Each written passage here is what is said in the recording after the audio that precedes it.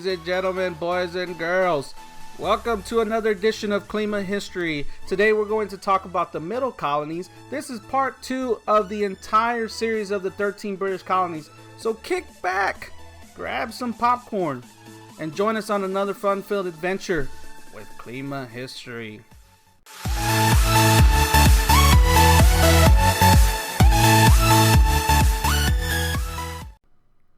Alright, today we're going to focus on the Middle Colonies, which consist of New York, New Jersey, Pennsylvania, and Delaware.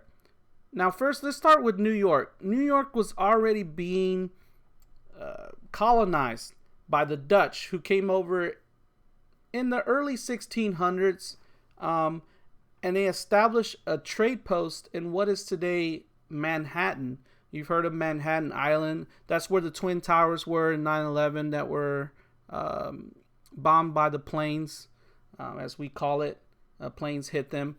But anyhow, they called that area New Amsterdam.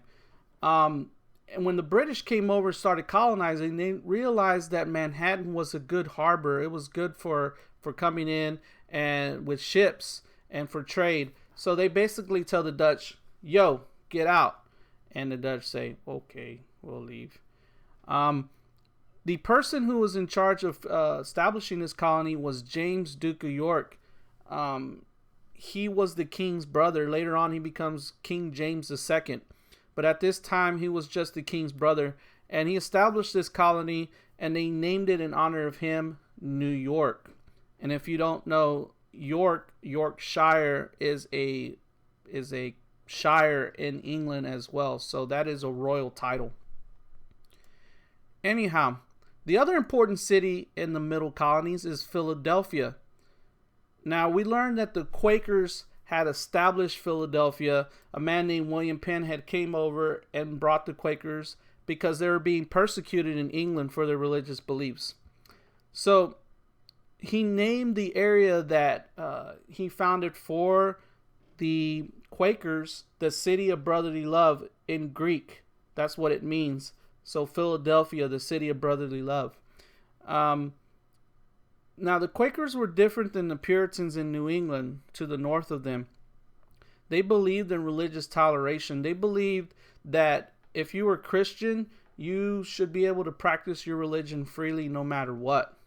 And that was very unique about William Penn and the Quakers as well.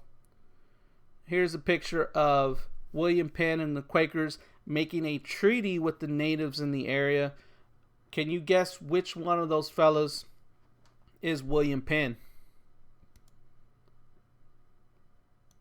Now, let's talk about the characteristics of the Middle Colonies. The Middle Colonies were unique in the fact that they were in the middle between the South and New England, so they had a little bit of the characteristics of both of those other regions. Now, government was established at this time, and just like most of the colonies, there were royal governors appointed by the king. Remember, the king is 3,000 miles away, so he has to basically appoint someone to oversee these colonies and make sure they're doing what they're supposed to. Now, these governors weren't very good, so most of these colonies created elected legislatures or representative governments at this time, and the Quakers especially were really big into equality, so they believed strongly in representation. They also believed in religious freedom, and that's going to be kind of the foundation of the First Amendment later on, which we'll talk about in the Constitution and all that. What about the geography and climate? Like I said, it's like a sandwich. Sandwich. It's like a sandwich. You know, the middle is right in between New England and the South. So you're going to see a little bit of the characteristics of both of those regions. In the northern part of the Middle Colonies, it's very cold. There's lots of trees, so you're not going to be growing a lot of crops. But as you move further south, you can grow things like oats, grain, corn that can withstand some of the elements a little bit because you had also better soil. So sometimes it depends on the time of year, but it could get really cold, especially in upper New York, even today. And then you'll be building a snowman. Do you want to build a snowman? No, I can't sing. I'm sorry. I cannot sing. I apologize for that. Anyhow, the economy of New England was also very important at this time. Like I said, you're right in the middle of New England and the southern colonies, so you can do a little bit of both of those regions. For example, in the northern part of the middle colonies, you did a lot of lumbering, you did a lot of shipbuilding, there were lots of trees around. But as you started going further south, you could do things like trade. You can grow corn and oats and grains. But in this region was also very important because there were lots of iron deposits. People mined iron to build things later on, which eventually becomes steel, the steel industry. We'll talk about this later, but Pittsburgh, which is in the western portion of Pennsylvania, becomes a big center of steel production, which steel comes from iron. Hence the name, if you've ever heard, the Pittsburgh Steelers.